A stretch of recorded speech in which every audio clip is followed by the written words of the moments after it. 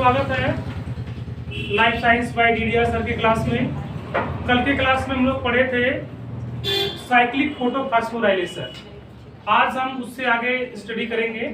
आज का हमारा टॉपिक है non cyclic photophosphorylation of Z pathway.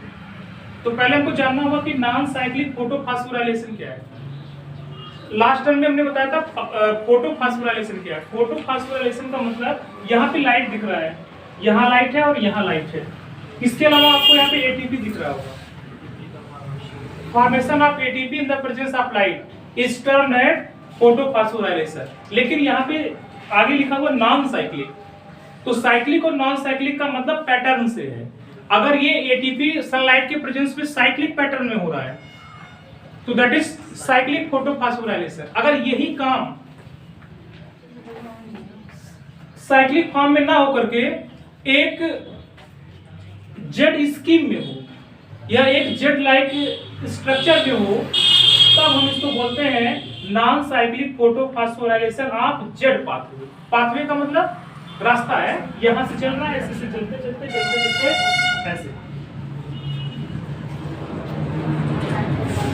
तो ये रास्ता कहां से चलना है, हमको जानना होगा कि हमारे जर्नी कहां से है और स्टार्ट कहां से करनी है।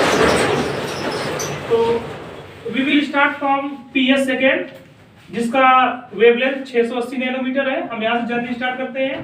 यहां से ऐसे बढ़ते बढ़ते ऐसे आते आते यहां पे, मतलब हमने स्टार्ट अपनी जर्नी किया कहां से, पीएस सेकेंड से, और लास्ट का जो हमारा कंपाउंड बना वो NADPH2 बनता है। साथ ही साथ यहाँ पे हमें भूलना नहीं होगा photolysis of water. Photolysis of water का मतलब कि वाटर का स्प्लिटिंग होगा।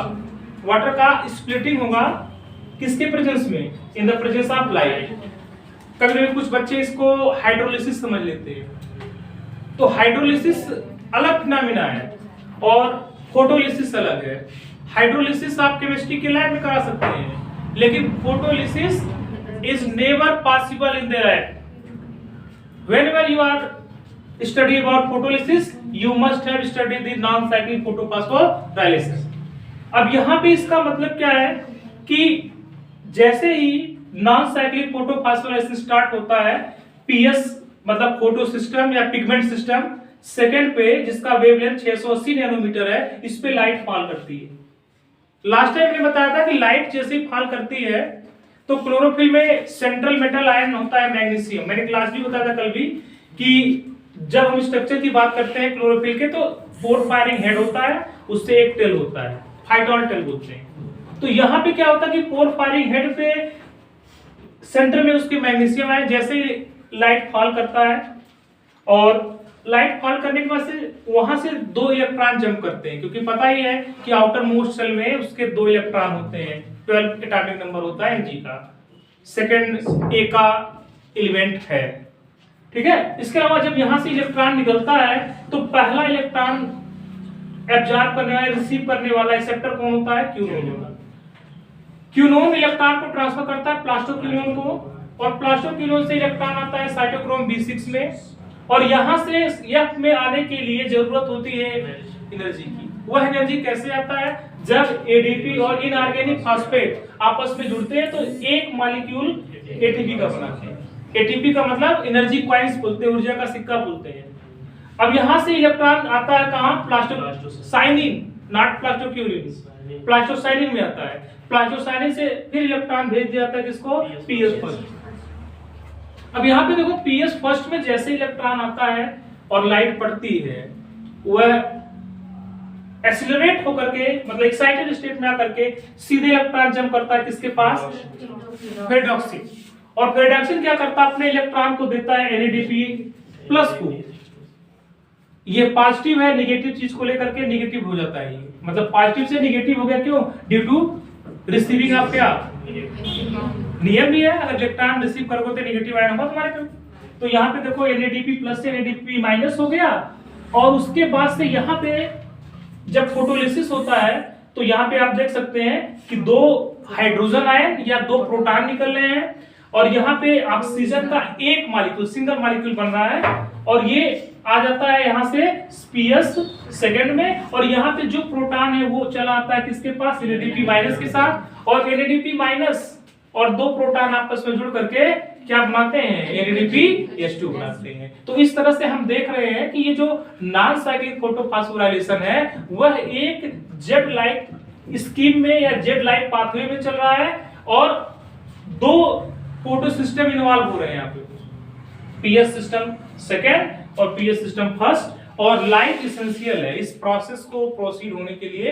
Light is the compulsory things. और दूसरा फोटोलिसिस भी हो रहा है, नॉन साइक्लिक पैटर्न में भी हो रहा है, तो that's why this is called non cyclic photophosphorylation of Z path. तो हमने सीखा कल और आज मिला करके साइक्लिक और नॉन साइक्लिक फोटोफॉस्फोराइलेशन। हो सकता है आपके एग्जाम में डिफरेंस पूछ ले, साइक्लिक और नॉन साइक्लिक फोटोफॉस्फोराइलेशन में क्या डिफरेंस है। तो पहला डिफरेंस आप ये जानेंगे कि यहाँ पे फोटोलिसिस होता है, नॉन साइक्लिक में फोटोलिसिस होता है, वहां पे फोटोलिसिस नहीं होता है। नॉन साइक्लिक में एक चीज और है, दो तरह के फोटो सिस्टम इन्वॉल्व हो रहे हैं, पीएस सेकेंड और पीएस फर्स्ट, जबकि साइक्लिक में केवल एक ही फोटो सिस्टम इन्वॉल्व होता है, दैट इज पीएस फर्स्ट। इसके अलावा फोटोलिसिस का अंतर हमने बता ही दिया। एक चीज और आप देख रहे होंगे कि यहाँ पे जो इलेक्ट्रॉन एक्सेप्टर्स हैं वो विभिन्न प्रकार के इलेक्ट्रॉन एक्सेप्टर्स हैं। वहां पे पहला इलेक्ट्रॉन एक्सेप्टर होता था फेरेडॉक्सिन, यहाँ पे पहला इलेक्ट्रॉन एक्सेप्टर फेरेडॉक्सिन ना होकर के क्यूनोन होता है। इसके अलावा साइक्लिक फोटोफॉस्फोराइलेशन में किसी प्रकार का NADPH2 नहीं बनता है, यहाँ पे तो हम देख रहे हैं कि NADPH2 बनता है। ये बहुत रिमार्केबल डिफरेंस है। इसके अलावा यहाँ पे एक चीज और देखने वाली बात यह है कि नॉन साइक्लिक फोटोफॉस्फोराइलेशन में प्लास्टोक्यूनोन है, जबकि साइक्लिक में प्लास्टोक्यूनोन नहीं। तो ये बेसिक डिफरेंस है दोनों में। एग्जाम में बहुत पूछता है, या तो साइक्लिक पूछ लेगा या तो नॉन साइक्लिक पूछ लेगा सेपरेटली, या तो दोनों में डिफरेंस पूछ लेगा। और अगर आप नीट का एग्जाम दे रहे हैं, CSIR नेट दे रहे हैं, या TGT PGT दे रहे हैं, कोई भी एग्जाम दे रहे हैं, यहाँ से सवाल बहुत पूछा जाता है।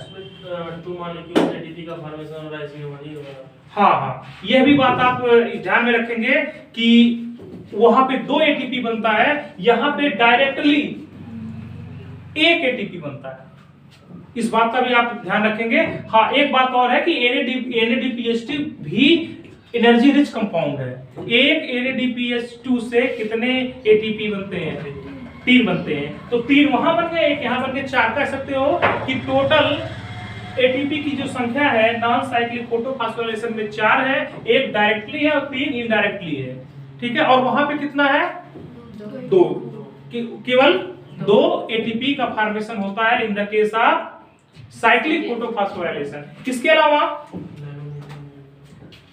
अलावा और क्या हम कह सकते हैं, अगर प्रोसेस देखा जाए तो साइक्लिक फोटोफॉस्फोराइलेशन शार्ट है, जबकि नॉन साइक्लिक फोटोफॉस्फोराइलेशन उससे लार्ज है। तो ये आज का हमारा टॉपिक था, non cyclic photophosphorylation of Z pathway, और हमने डिफरेंस देखा साइक्लिक और नॉन साइक्लिक फोटोफॉस्फोराइलेशन में। आपको अगर हमारा वीडियो अच्छा लगे तो इसे आप लाइक शेयर और सब्सक्राइब करिए। Thank you.